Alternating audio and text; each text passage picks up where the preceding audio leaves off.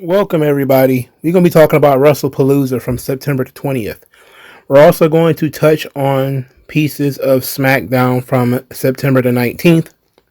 Whenever WWE does a Saturday show, typically there's no point in doing a review for SmackDown.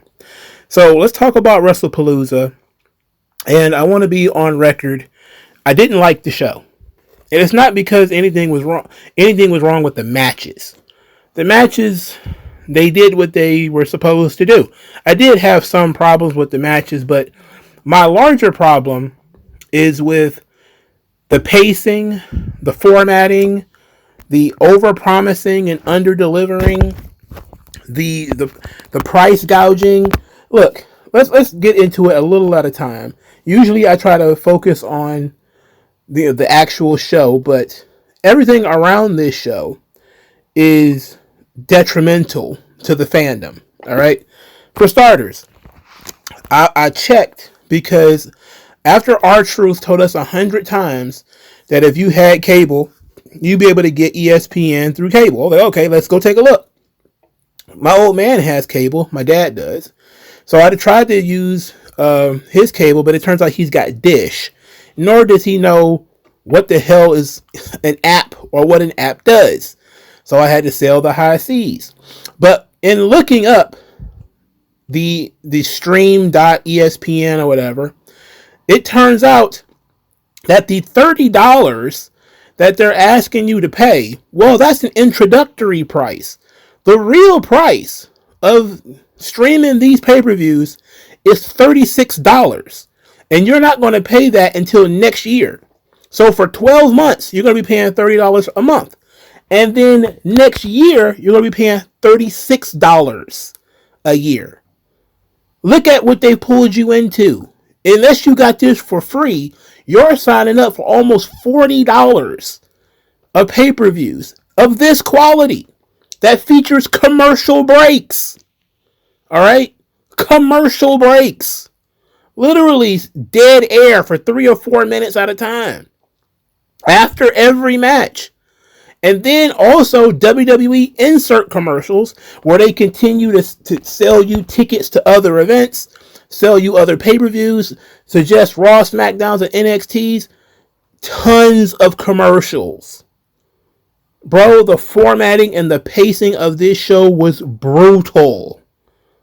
42 minutes into the match, into this show, only one match had occurred, and that match was 10 minutes. That's all it was. Throughout the first 40 minutes of the show, one match had occurred, and it was 10 minutes.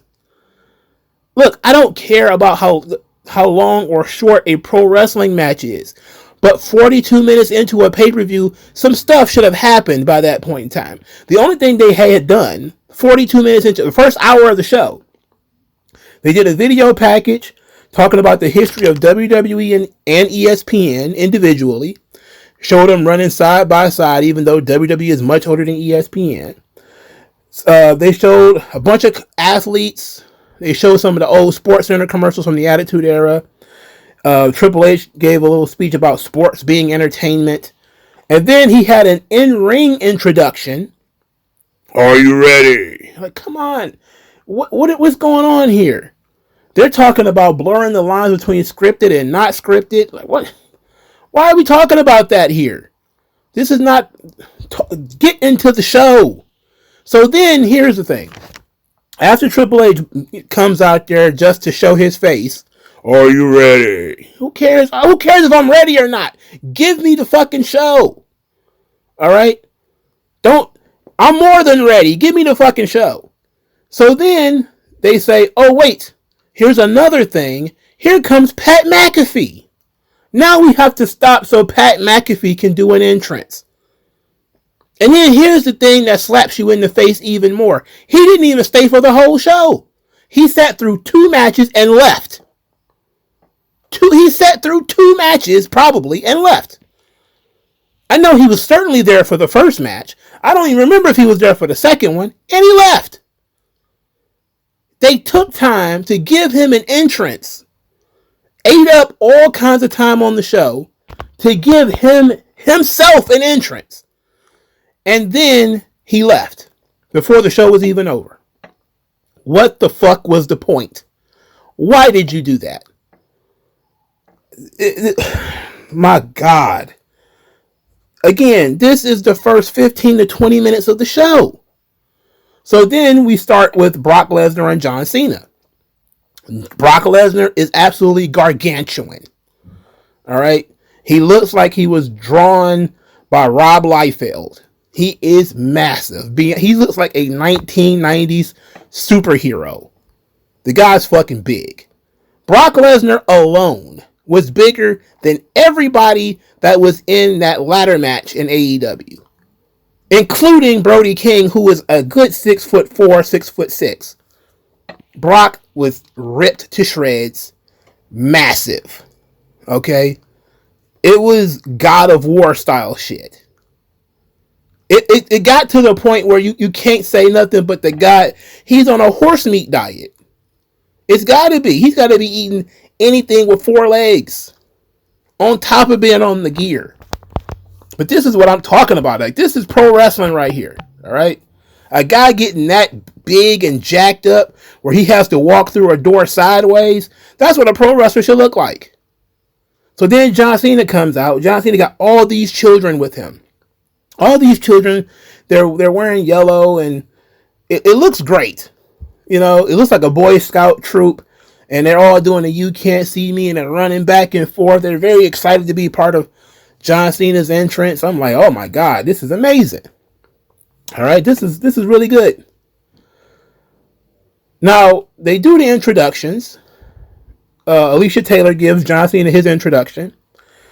As Brock was about to be introduced, Paul Heyman appears. Now, Paul Heyman and Brock had a moment on SmackDown where after Brock scooped up Corey Graves and gave him an F5, which, you know, that was a great segment. That was a tremendous segment. I thoroughly enjoyed that. Kudos to Corey Graves. It's a safe bump. Even though he's got a bad neck, he hasn't taken bumps in like a decade. But F5 is a fairly safe bump for a guy like him to take. And it's not like Brock was throwing him on his head. It's not like he's working in AEW either. So they did a good job because most people don't know that Corey Graves was a wrestler. So it's okay for him to take these bumps and for him to look good. So they're showing that Brock Lesnar is this unmitigated animal who's attacking people for no reason, which, you know, is better than if he had a reason. He tells Paul that they should talk. So now here's Paul Heyman to do the introduction for Brock Lesnar. But then Paul doesn't stay. Paul does the introduction for Brock Lesnar and then he leaves. What was he there for? What was he even there for? He was there to do a thing with Brock and then he took off. Called Brock the last real ass kicker. Okay. So they work the match, and the match is as simple as it gets. Brock's massive and he's dominant. He's beating the shit out of John Cena. John Cena's fighting from underneath. At one point in this match, Brock Lesnar gets John Cena in a bear hug, which I thought was notable. You know, because I don't know when the last time I saw John Cena in a bear hug. Brock breaks out a couple of German suplexes. That's not enough. Cena tries to shoulder block Brock Lesnar. He tries to shoulder block him 3 times before Brock took a bump. This is what I mean by working big, right? When people say you need to work big, this is what they're talking about. Cena's not a small man. And he's leaping into Brock Lesnar. And Brock is like shoulder checking it. So he's not going down. Like he's staggering, but he's not going down. So he shoulder checks it 2 or 3 times. And then he finally takes a bump. Later, Brock gets 3 FUs in a row. Only to kick out at 2. So I'm like, oh boy, they're burning finishers early at this point. Brock immediately gets up and hits 3 F5s in a row. 3 in a row. Kids are crying. They're weeping at this point. They're like, come on, John. No. Your boy's finished. He gets 2 or 3 more, and then John Cena is done. Brock Lesnar wins. A lot of people are mad about this, even though they should have known that this is what the match was going to be. I have to say it was kind of aggravating. It was aggravating because they did this match already. Like we've seen this at SummerSlam 2014. John Cena obviously got more offense in this match than he did in SummerSlam 2014. This was what it needed to be in terms of continuing John Cena's story. Now, they said on commentary that this was the final time they're going to wrestle, but I don't believe that. I think they're going to wrestle again. And I think that they're probably, if they were smart, they would wrestle again. If these people who are writing these shows are smart, Brock Lesnar is John Cena's last opponent. And he's basically John Cena's white whale. He's the guy he's got to overcome. They haven't had a match since 2015, but they haven't had a singles match since 2014.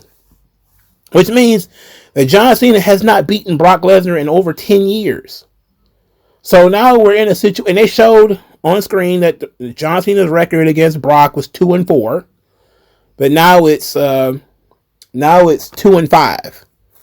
All right. So now you got John Cena, who, in his last year of his career, he's got something to prove. You know, he was on a losing streak, then he changed up a little bit to win the world title. He found himself, lost the world title, and now Brock Lesnar has appeared. And Brock's just an asshole who says, look, this bullshit retirement party of yours, I'm going to ruin it. And then he does. And people are weeping. Grown people on Twitter weeping about Brock Lesnar winning this match. Brock Lesnar winning was probably the right move. Probably. It all depends on how they follow it up, but it was probably the right move.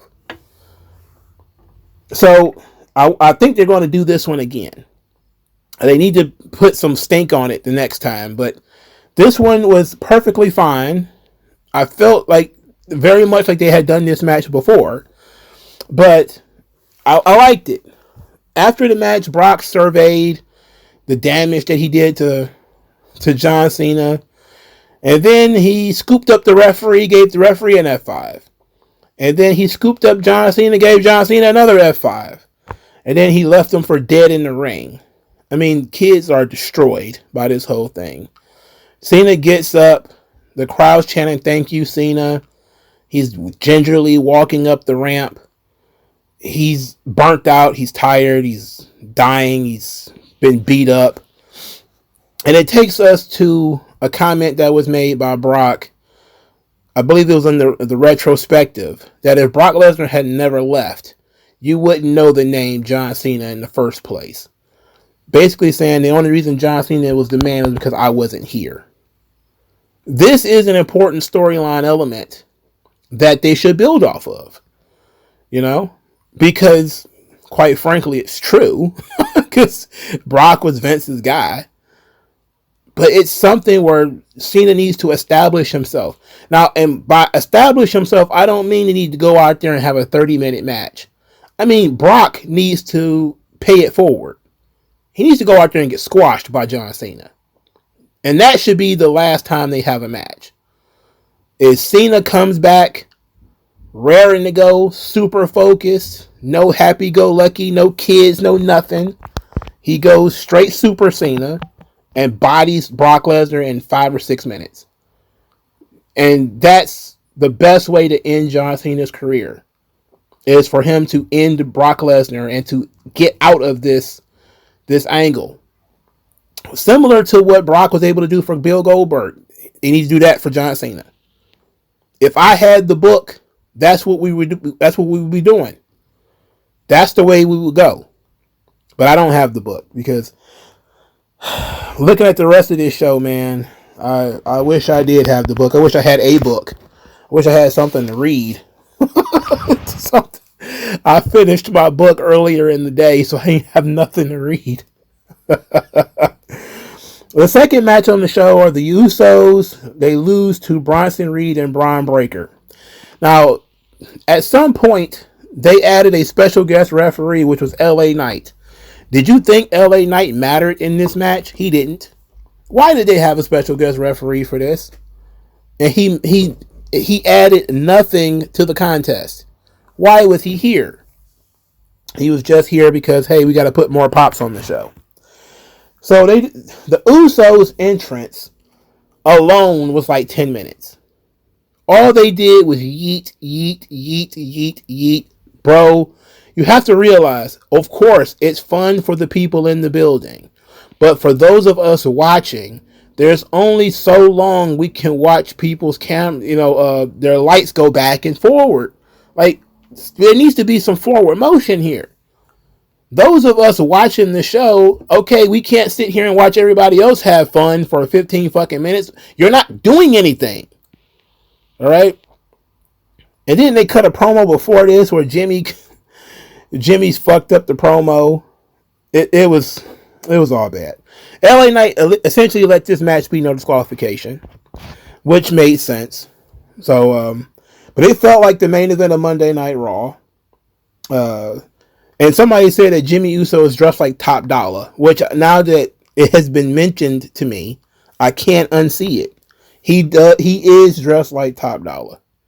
He really is. So,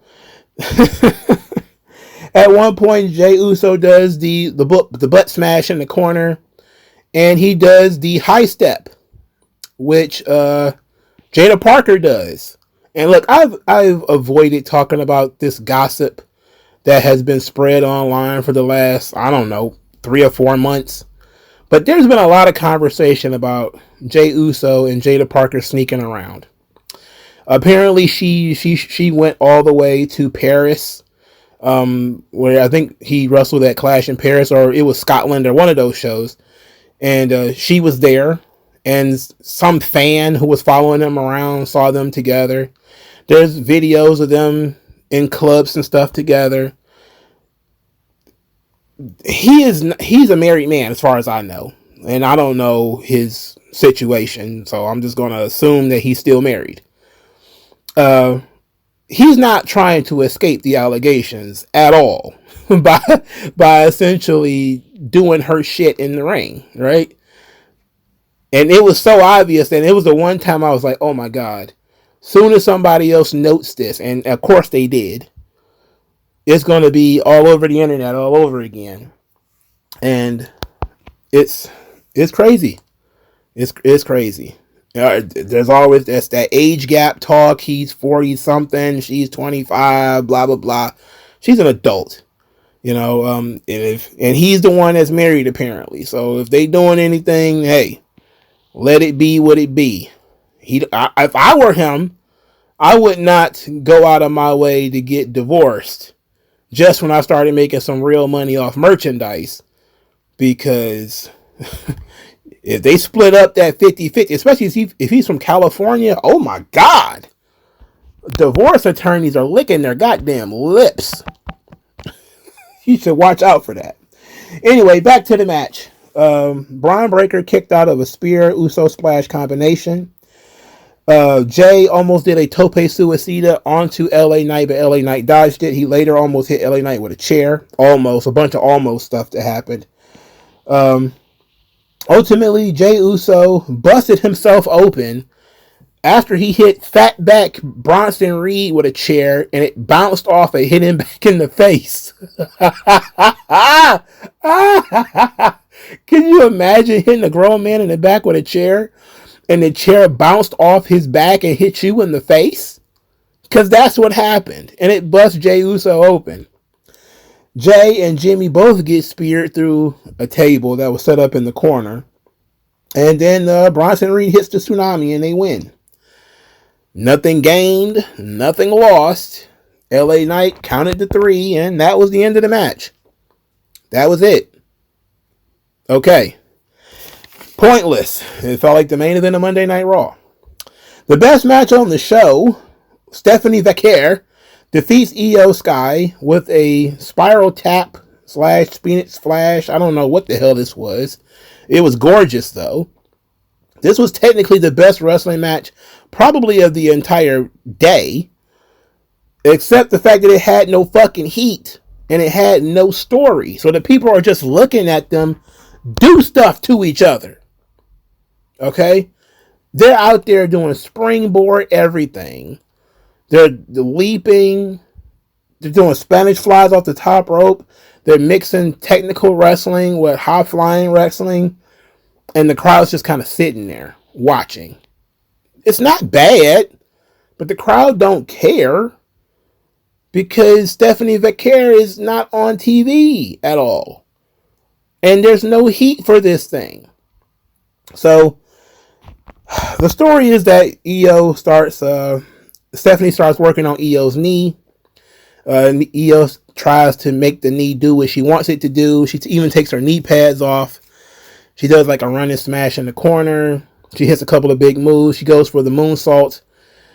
She went for the moonsault 2 or 3 times, and Stephanie ended up countering it each time. The last time EO goes for the moonsault, Stephanie rolls out of the way. EO falls straight to the mat. She clutches her knee from the moonsault, and as she does that, Stephanie Vaquer hits her Phoenix Splash and wins the title. So Stephanie Vaquer, who has cut 1 promo on Raw and made a grand total of 5 appearances, is now the Women's World Champion.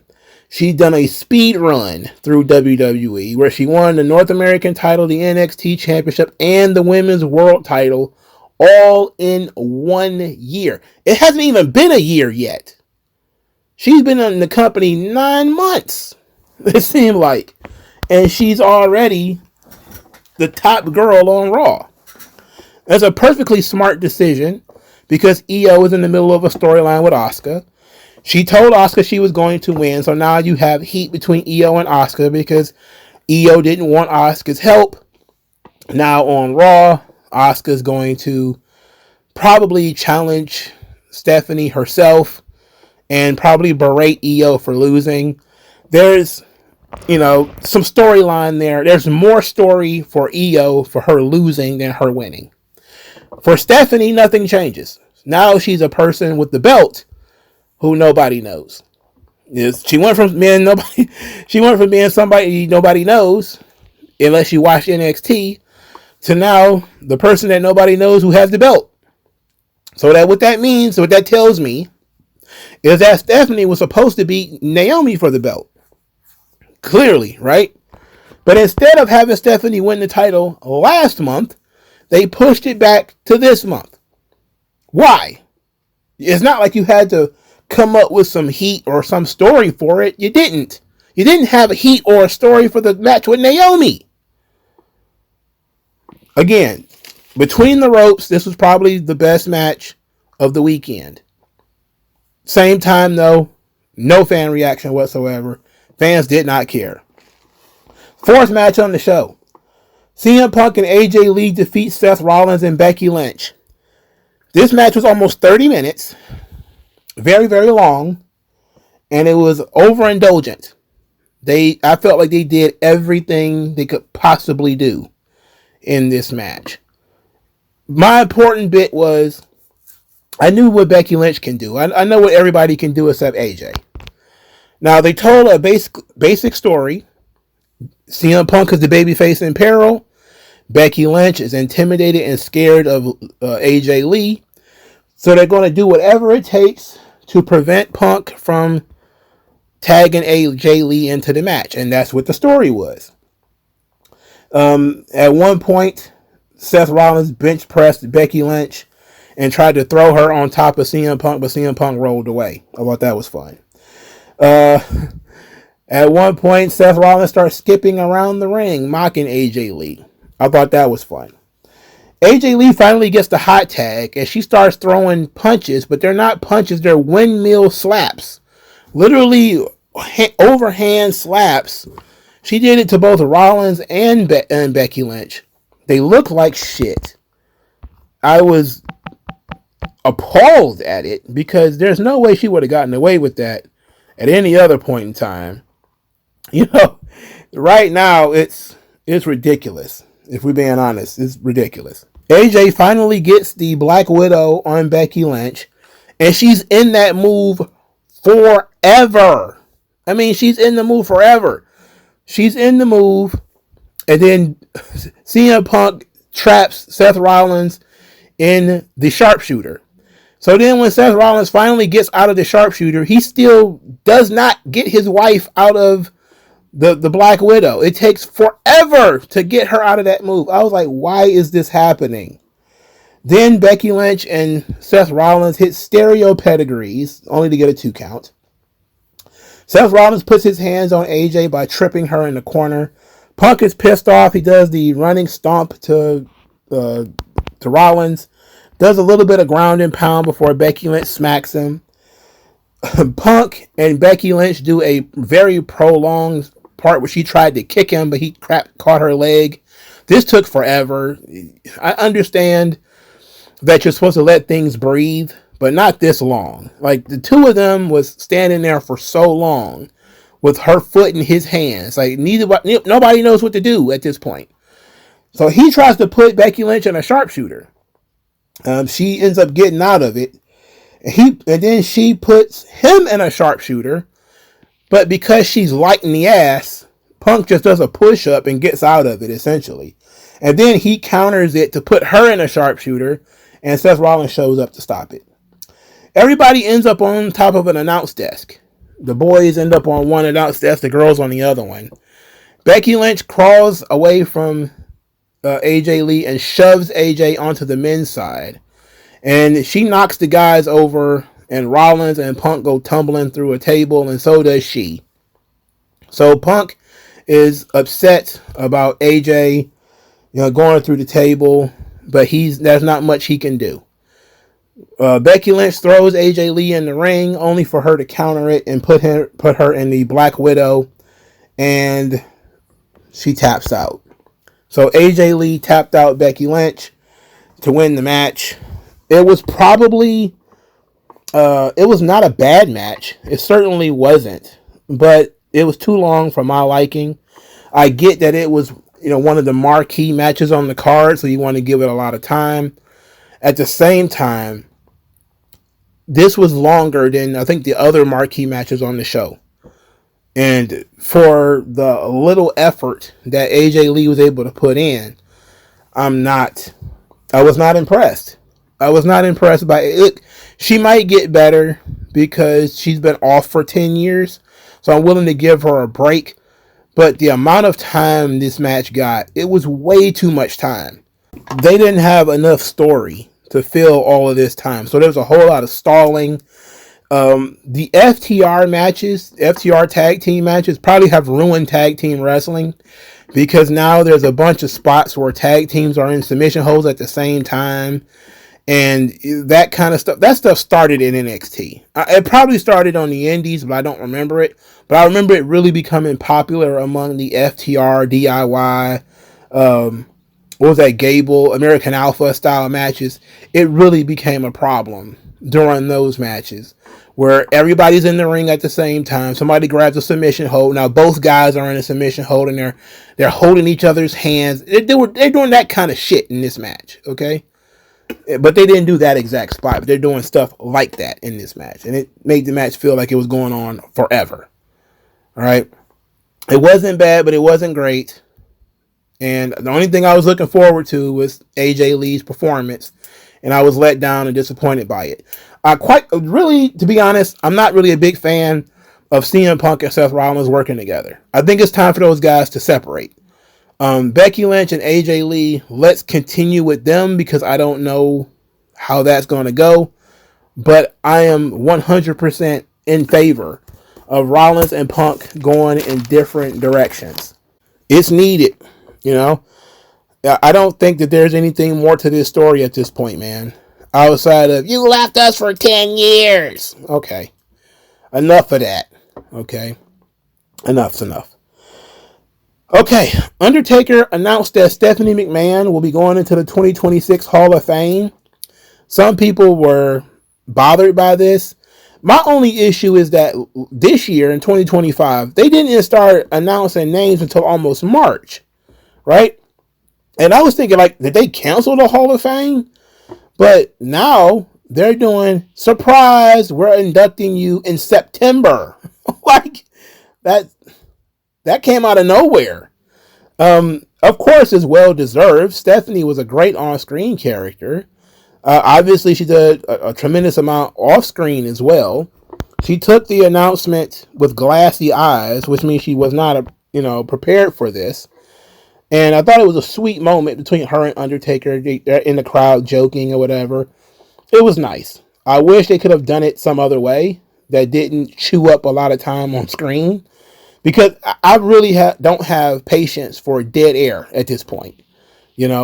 Because people are paying for these shows. They're paying more for these shows than they ever paid for like an In Your House or something like that. So when you and the pacing of it is so bad. There's only 5 matches on the show. It's only 5 matches. We can get through 5 matches quick. But you want to slow things down. Now, I was fine with this segment. I thought it was great. I thought it was somewhat entertaining. I thought it was cute. I thought it was better than it wasn't Triple H that announced it. I thought it was good that it was Undertaker, because that was something she wasn't expecting. And I thought it was a nice moment for the crowd. Now, let's talk about the main event. Cody Rhodes defeats Drew McIntyre. Now, I think it was announced a day or two ago that this was the main event and not Brock Lesnar versus John Cena. Now, when I saw that, I said, okay, well, apparently Drew McIntyre is going to win the belt.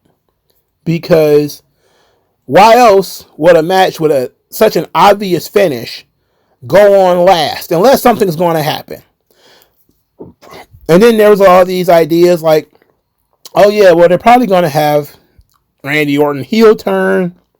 Somebody's going to debut. Somebody's going to pop up. Triple H promised some surprises. Yada, yada, yada. Nothing happened. Cody Rhodes just won the match. One crossroads pin, that's it. This should have gone on first. No lie. The fact that this was the main event it's not a bad match, but it's bad placement. And I don't think that the people were into it like they were into, let's say, the mixed tag match or Brock Lesnar versus John Cena. This was the third most important match on the show with 5 matches. And that's being legit. All right. Now, in the promo leading up to this, Drew McIntyre thanked Cody Rhodes for finally giving him a one-on-one match, which is all he had ever asked for, without anybody trying to screw him or without anybody screwing me. I'm going to get my one-on-one match finally. Nobody's going to screw me. And guess what they did in this match? They had the referee screw Drew McIntyre. That's what they did. Drew McIntyre had Cody Rhodes beat. He had Cody Rhodes down. Cody's been feeling all these ill effects throughout the match of him being kicked through the announce desk a couple of weeks ago. So he's moving a bit slower. He's stumbling and falling. They're telling that story that he isn't 100%. And then Drew's got him again, dead to rights at the announce desk. He's going to Claymore kick him into the announce desk and win the title, and the referee gets in the way. And because Drew hesitated for that half second, he went for the Claymore kick, and Cody moved. So he ended up kicking through the announce desk and injured his leg. So from there, Drew can't run.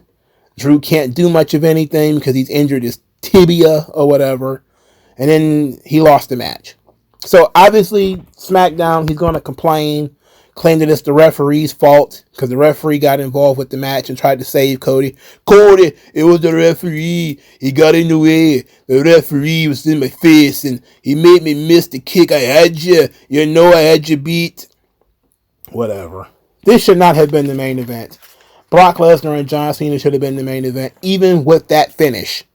Even if you were going to book the match the way that they booked it, Brock Lesnar and John Cena should have main evented the show.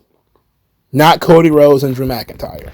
And it's not because these guys aren't stars. It's not because these guys aren't important. It's because this company did not book an angle that would get these guys over. Nor did the company put a significant or substantial amount of heat on this story. It was thrown together literally a week before, and it's the main event. when Brock Lesnar and John Cena was not only is it two legends, but it was something that was teased over a month ago. And it was the first match announced for this show. So it seemed like it would have been the natural main event. It's silly to me. Overall, I give Wrestlepalooza a thumbs down. I mean, the pacing was piss poor. The stuff with, McAfee coming out and then leaving early. Paul Heyman coming out for no reason, then leaving. The tag match being a Raw main event and the special guest referee, nothing happens. Then you got the mixed tag match, was super long, and I don't think AJ really held up her end of the bargain. So I thought that was disappointing. Obviously, the Brock Lesnar John Cena match was going to be divisive because of the way that they put the match together, and because Brock won, and people think that Brock should not have won in John Cena's retirement. But I mean, he lost to Cody Rhodes, so why wouldn't he lose to Brock Lesnar? I mean, it's the same guy who got beat by Solo Sikoa, and he had to cheat to beat CM Punk. He had to cheat to beat Randy Orton, but he's supposed to beat Brock Lesnar clean. He ain't won a clean match in forever. When was the last time John Cena wrestled a match? Well, I guess Logan Paul. He beat Logan Paul clean. But that's Logan Paul. Like whenever he's wrestling top guys, John Cena has not won a match clean against a top guy in forever. All right. And he's lost more than he's won in the most recent years. So, of course, he was going to lose to Brock. But that should be the bounce back. The bounce back should be that he is now on a mission to beat Brock Lesnar. Because I don't see how you could continue this thing with him being destroyed like that. Now he's got, I think, 4 appearances left. You don't have time to build a new opponent. And that's kind of the dead giveaway that it has to be Brock. So I would imagine they're going to do Saturday night's main event, Brock Lesnar, John Cena, probably some kind of special match. I Quit or False Last Man Standing or something like that. And Cena will win. At least I hope so. I hope they clear this up. I don't want them to end this like this. And I would imagine that Drew McIntyre is going to get a rematch as well. So to me, this feels like Drew's going to get a rematch anyway. Cena's going to get a rematch anyway. Who really cares about the Usos? Stephanie Vaquera and Io was a one-off. And Becky Lynch and AJ Lee are going to continue. God, I hope CM Punk and Seth Rollins are done. But even though they're probably going to have some kind of blow-off match in terms of a singles match between those two guys. All right, so I give it a thumbs down because of the pacing, the formatting, and the fact that they didn't provide anything special for this ESPN show, and people paid money for this. I mean, they doubled up. It went from, I think Peacock was $15 up to $30. That's absurd. And then you got commercials, long entrances, and long breaks in between the matches. The worst pacing of all time. Go back and watch old WWF shows, even recent ones, before Vince got kicked out.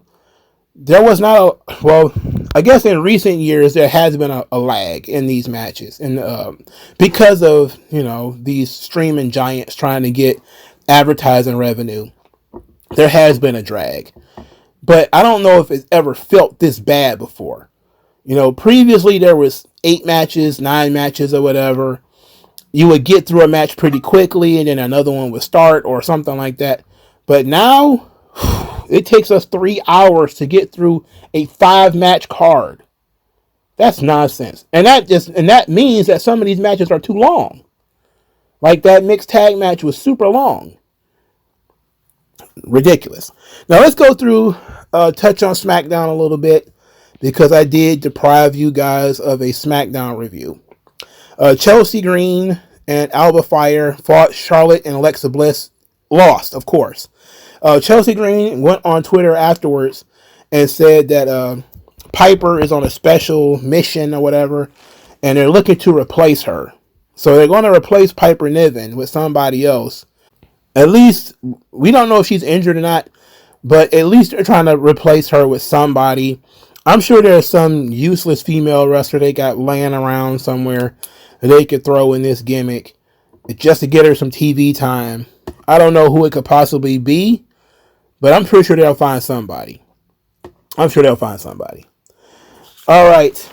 Next, the Street Profits are still mad at each other, and B-Fab was trying to get them to talk it out. Then B-Fab she's going to be teaming up with Mia Yim to talk about tag team championship opportunities. That's going to stink to join up. In any event, Tez and Dawkins they're good. And Tez is going to go talk about the tag team titles. And as soon as he walks away, Bo Dallas shows up and tries to drive a wedge in between them by whispering sweet nothings into Dawkins' ear. Tez sees this, chases down Bo Dallas, and starts hemming him up against the wall. Bo Dallas claims that he's just trying to find lost souls, and then the Wyatts attack the Street Profits and beat them up and leave them laying on the floor. I'm interested in the Street Profits. I actually liked the dichotomy of the two guys, where you see Tez and he's in a sparkly vest and all this sort of stuff, and then you see Dawkins and he's wearing like a hoodie, street gear, and it's showing you the two different personalities of the guys. And it's almost like they're not on the same page. Visually you can look at it and tell that they're not on the same page. So that's good storytelling visually.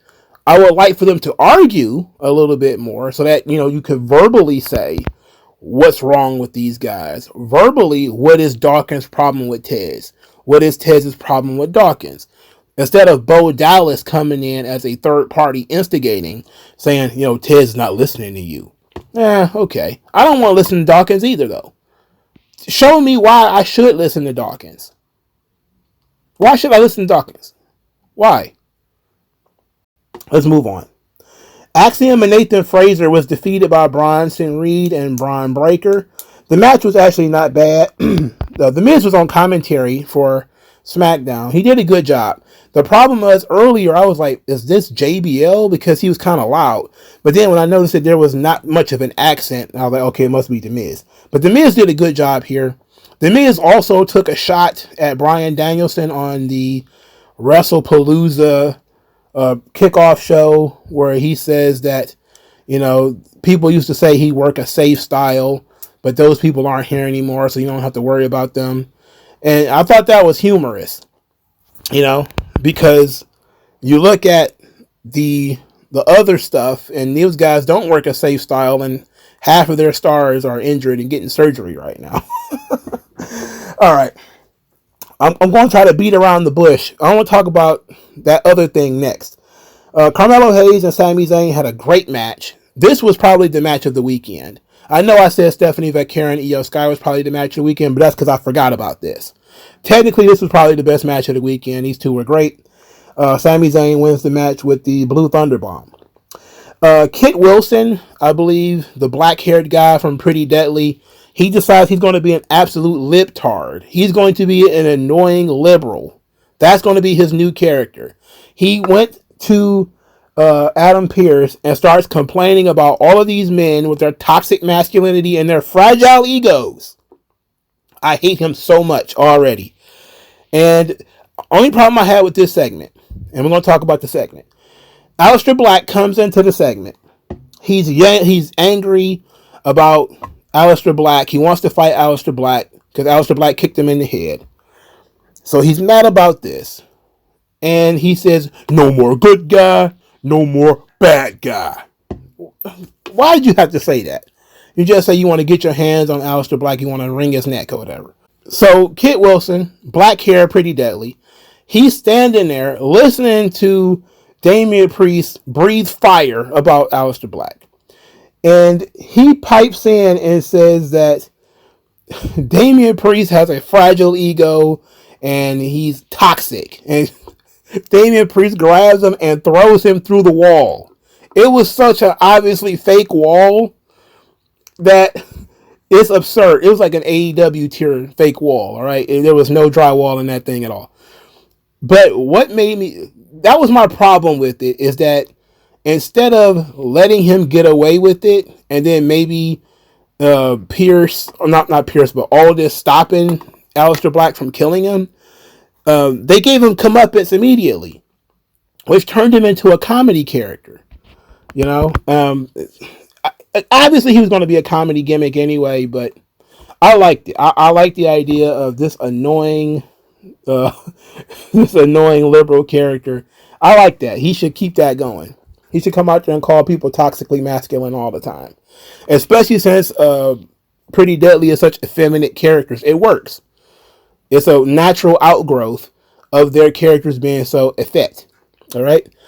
So there was a story with Solo Sikoa. He's talking about he's got one soldier left, and it's Tongaloa. And Tongaloa is his most loyal soldier, and he owes it to Tongaloa to make him a champion to reward his loyalty. And Tongaloa says that he loves Solo. Okay, where are the other guys? That's not a rhetorical question. He said those other guys were gone.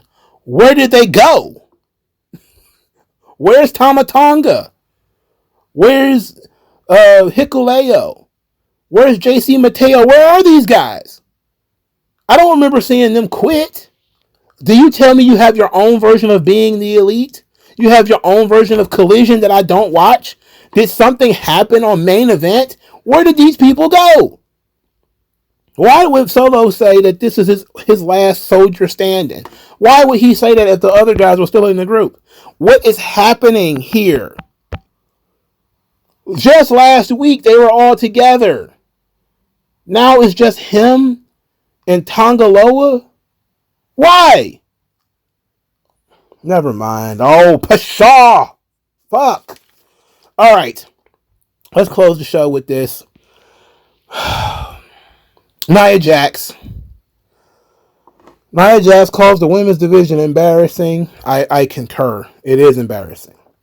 She called herself the alpha female, and Jade Cargill and Tiffany Stratton come out there to fight her. They end up beating up these male officials, knocking them over like bowling pins. And Nick Aldis separates them and makes a triple threat match for next week for the women's title. Now, somebody on Twitter, a brilliant person, took a picture of an updated Wrestlepalooza card where this match, this Nia Jax, Jade Cargill, Tiffany Stratton match, was supposed to be on that show. So then Dave Meltzer decides that, oh, Tiffany Stratton must be hurt. That's why that match is not going to be on the show. And then people jump on him and say, well, Tiffany's not hurt. And I'm thinking to myself, they replaced Tiffany in NXT because they said she was hurt. And then she was supposed to have a match at Wrestlepalooza and they rescheduled it, which is a sign that she's hurt. So am I going to have to defend Dave Meltzer on this? If she's not hurt, then she could have wrestled at NXT. If she's not hurt, she could have wrestled on Wrestlepalooza. Apparently, something happened. And you know what happened? She did a moonsault from the top rope and banged her head on the fucking floor. Yes, she's probably hurt. All right? She's probably down bad. So, because Triple H don't know how to pivot, he decided, instead of doing likely the right thing, which is have the match and then just take the belt from Tiffany because she's injured, he's going to push the match back and probably do the same goddamn thing he was going to do anyway, which is likely put the belt on Jade Cargill, which he should do. Or he could make me not want to watch SmackDown. And as a matter of fact, I'm going to make that deal right now. If Nia Jax wins the title, I am not watching SmackDown. Period.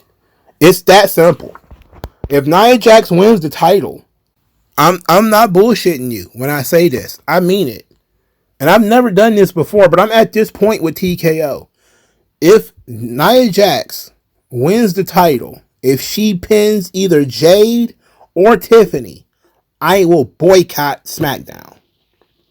I will go on a no SmackDown watch. I am that fucking serious.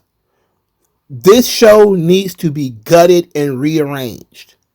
The entirety of TKO WWE has been a disaster. They have killed the pacing of the show. They have killed the formatting of the shows. There's no difference between these shows now. Have you noticed? Every show is 5 matches, whether it's Raw, SmackDown, or NXT. Whether the show is 3 hours, whether the show is 2 hours, every show is 5 matches. Flat. That's it. Okay? NXT does it better than everybody else because they actually have fun characters and they do fun stuff. And maybe NXT will do 6 matches. Maybe they'll only do 4. But the in-between stuff is going to be fun. But Raw, not really. SmackDown, not really. And the pay-per-views are the worst. But like usually in wrestling, the pay-per-views are the best. Right now, the pay-per-views are terrible. Because they're dragging everything. Everything is dragging. This show dragged. Okay? And it doesn't help when some of the matches are long as hell and nobody's over in the match. Stephanie Vaquera and Io Sky, the poor ladies. Everybody, look, they're great. But you gave nobody a reason to sit in their seat and watch that. You didn't give anybody a reason to care about the finish to that match. For all the people who are going to complain about Brock Lesnar, understand, Brock Lesnar brings a certain level of intensity, a certain level of drama, a certain level of threat. You felt something when that match was over. It wasn't just people doing stuff to each other. Everything seemingly made sense, and it worked. John Cena sold it extremely well. That was the highlight of the show. Is Cena walking up the ramp, defeated and deflated, the kids crying, everybody's feelings is hurt because we wanted this thing to end well for Cena and he just couldn't do it. That's unique. That stands out. And then they killed it by going to fucking commercial afterwards during a pay-per-view. For starters, it took us 20 minutes to get there. This is problematic, man. This is problematic. This cannot go on. This cannot continue to happen. This formatting needs to change.